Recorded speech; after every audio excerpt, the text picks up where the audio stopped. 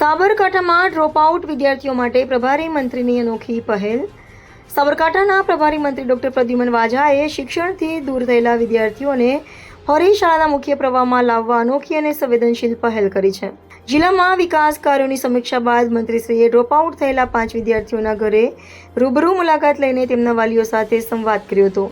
શિક્ષણનું મહત્વ સમજાવી ખાસ કરીને દીકરીઓનું શિક્ષણ કોઈપણ કારણસર ન અટકે તે માટે વાલીઓને પ્રોત્સાહિત કર્યા હતા.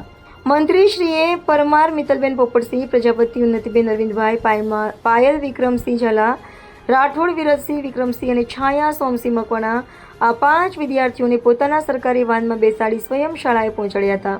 શાળામાં પહોંચ્યા બાદ 5 વિદ્યાર્થીઓની નોંધણી પ્રક્રિયા પૂર્ણ કરવામાં આવી હતી. મંત્રીશ્રીએ શાળાના વિષય શિક્ષકોને વિદ્યાર્થીઓની વ્યક્તિગત જવાબદારી સોંપી હતી અને તેમની હાજરી, અભ્યાસ તથા પડતી મુશ્કેલીઓ અંગે સતત ફોલોઅપ લેવા સૂચના આપી હતી.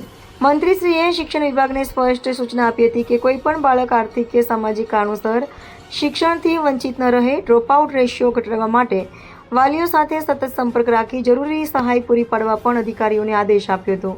નોંધણી બાદ મંત્રીશ્રીએ વિદ્યાર્થીઓને ફરી પોતાના વાહનમાં બેસાડી તેમના ઘરે સુરક્ષિત રીતે પહોંચાડ્યા હતા. મંત્રીશ્રીની આ પહેલથી વાલીઓમાં પણ શિક્ષણ પ્રત્યે નવો વિશ્વાસ જોવા મળ્યો હતો. આ પ્રસંગે જિલ્લા શિક્ષણાધિકારી, જિલ્લા પ્રાથમિક શિક્ષણાધિકારી, ત્રિવેણી હાઈસ્કૂલના આચાર્યશ્રી સહિત શિક્ષણ વિભાગના અધિકારીઓ અને અન્ય વહીવટી અધિકારીઓ ઉપસ્થિત રહ્યા હતા.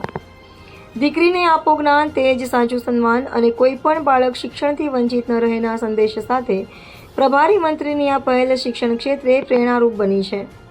HK news, Sabarkantha.